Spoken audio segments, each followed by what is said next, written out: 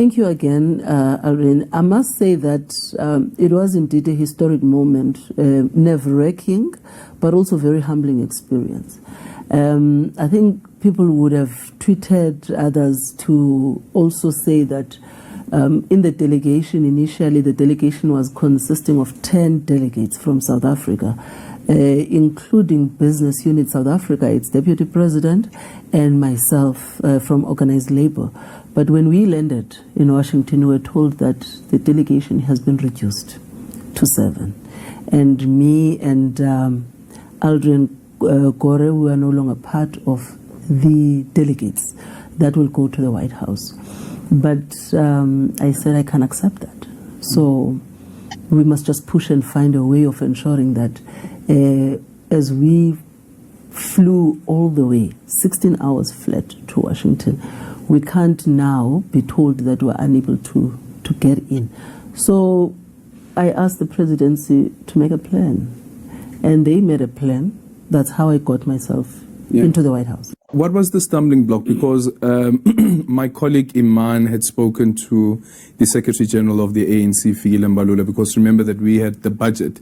And just before he walked into plenary, he did indicate that there was almost like a pushback of having you as part of the delegation that will form part of this meeting. What was your understanding around why there was this pushback, why the change all of a sudden?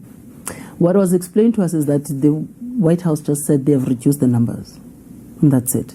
So meaning from the number that we had initially to 7. 7 would mean 4 ministers and the 3 invited guests of President Trump, which is the NELs and Retief and Johan Rupert.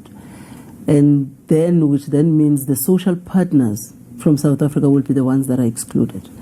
And I don't know what would have been the actual reasons, except that the numbers have been reduced.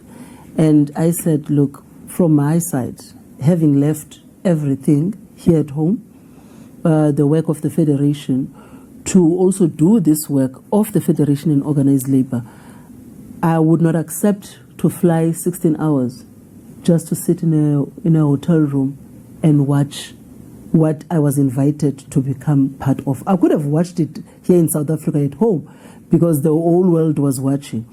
But I felt that there's a reason why I was called to be part of that delegation at the White House in the meeting itself.